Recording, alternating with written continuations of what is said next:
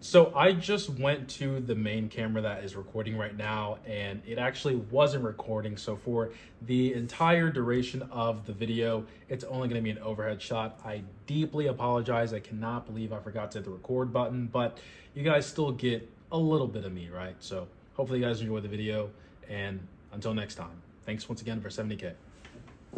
So got to give credit where credit is due for the regular 15. This was made in China as usual. Shout out to China.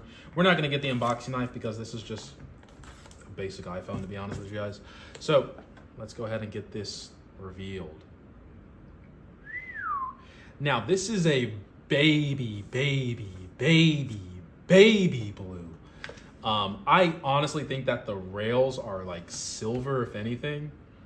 This is dense, by the way. But yeah, this is like a super soft baby blue, almost like a sky blue. I don't know my colors. I don't know why I'm speaking in colors like I know what they're talking about, but this is a very light color. Once again, USB-C cable, braided. You gotta love it. I rolled my B for no reason, but hey, I did it. It is what it is. You guys see the matching watch, by the way? Hide that for you guys.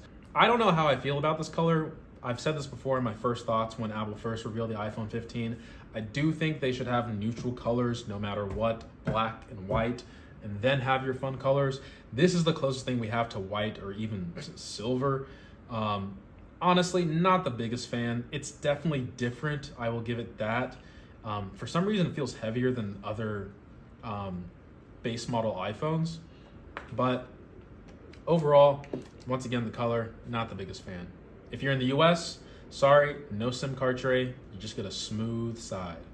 And this is weird. I'm gonna bring up the iPhone 15 Pro. To me, it doesn't really make sense to have an action button where if you hold it down, I don't know, it's just inconsistencies in their lineup, and this thing just seems so trivial in terms of like the component itself. Maybe I'm under engineering the capabilities of the action button. It just seems like a button like this one, it just can be mapped to different things. But yeah, it just seems weird that they didn't implement this on the regular 15. But let's go ahead and see what the phone looks like. Oh, probably should mention, you know, this is the 15 Pro.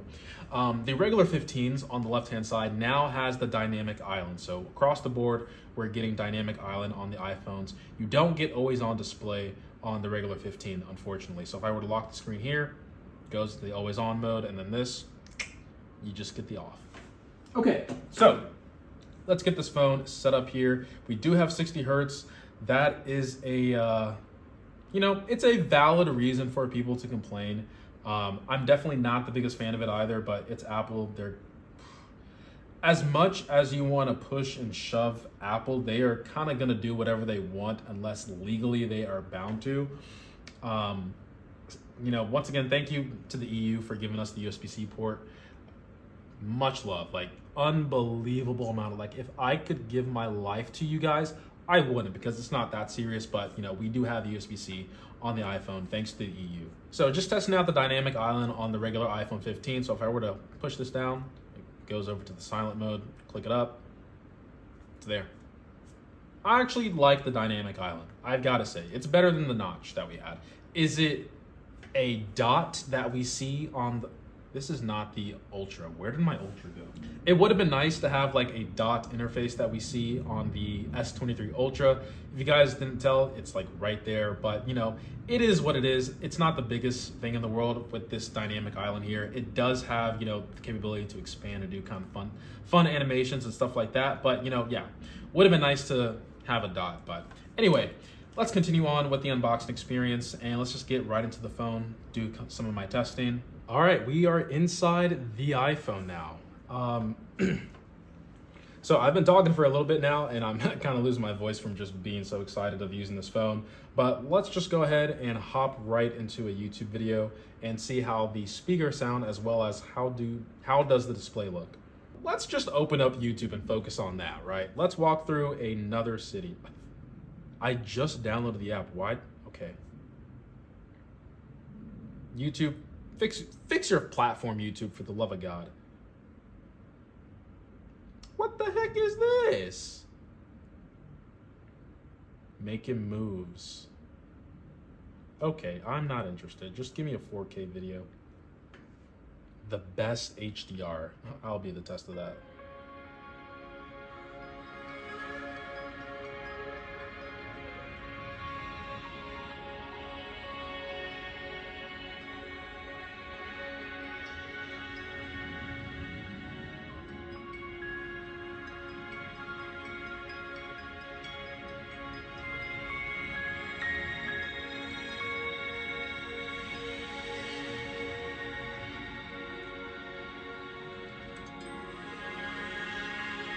Guys, I'm not joking. If you have not even just an iPhone, if you're watching this on any smartphone, look up this mind-blowing 4K 120 Dolby Vision OLED demo.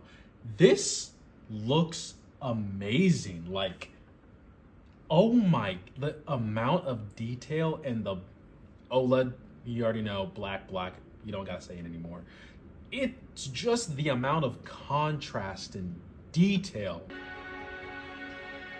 That is amazing. It's so vivid. So much contrast and detail.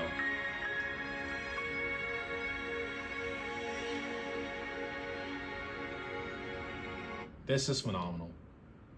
Seriously, like, this is phenomenal. On the base iPhone, this is what I always want to talk about for the iPhone people, because people are like, iPhone is so expensive.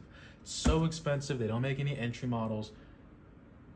The quality that you get from an iPhone, you know it's going to be there. It's just, I love it. You should be able to just go back in here, click it, hit edit, and then on the far left, you'll see the portrait option. It's loading, wait for that HDR to pop, and then you go over here to portrait. Apple, fix your system. Okay, anyway, you just click instead, and you can see that it's focusing on me as the subject, and the background automatically gets blurred. I truly love that on the iPhone now. Like, I don't know why it's taken so long for this to be implemented, but truly amazing, right? So you really don't have to go in here and, you know, swipe over to portrait. You just have the portrait option all the time. The one thing I will mention though, you do have the ability to have all these different options, but I think even with that, you can still go into portrait, set the depth that you want, go over to filter, and you basically have the same sort of filters that you'd get on the portrait option. So once again, it's nice. Ooh, that Vivid is looking, it's a good looking man. Anyway, let's go back into the iPhone. I'm on the iPhone. Oh my God, that's crazy. Anyway, so if we go back to the modes here, this is where the regular 15 kind of I'm gonna have the word on the screen. It's not a big word. I just can't say it, okay? Differentiate. Differentiate. We do not have the multiple lenses here on the regular 15, so if I were to tap on the 1X, nothing happens. You have the ultra wide and the zoom, and that's it. We're just kind of left with these two cameras, but these cameras are no slouch at all. I do want to say, like, you guys just saw that photo I took, right? This came from this. All right, and tangent, the color is starting to grow on me. It's soft, like it's a soft glass. All right, so I'm gonna go ahead and take a quick video so you guys can see video quality and the microphone sounds like on the iPhone 15. That's it. Once again, iPhones just cream of the crop when it comes to the video department. Nothing else really to say here other than you guys can tell me how it looks and sounds. Probably looks better than what I expect, but you get the gist. I'm not gonna have HDR Dolby Vision, by the way, but it's probably recording HDR and Dolby Vision. I don't think it's technically both, but it's HDR. You guys get the point. All right, so that pretty much wraps up the iPhone 15. There's really not much to talk about this, although I do think this is probably the best value iPhone as of now, because we are getting a lot of the features from the not the Pro Max, the Pro lineup into the iPhone now, even from the 15 Pro. Like the dynamic island is now here. We're getting a better camera system. The screen also gets to the max brightness that the Pro models do. USB-C once again, although that's on all the iPhones now. The processor is also improved. I don't think you have the capabilities of playing, you know, video games at, you know, Resident Evil and whatnot, maybe at a lower frame rate, but you're not going to get that power that you see here. And speaking about power, the USB-C port is only 2.0, so you're not going to get those full amazing speeds that we see on the Pro models. It's because of a specific controller chip that is on the A17 Pro, I believe, but the people that are buying this phone really don't care about that. They just want an iPhone that works for them, and they're happy with the two cameras that they get. They're just taking, let me go back to the camera here. They're just taking regular photos, sometimes portrait, then they're gonna zoom in occasionally, and then ultra wide occasionally. That's it. That's who this phone is for. The Pro models, professionals. adults. You know what I'm saying? Anyway.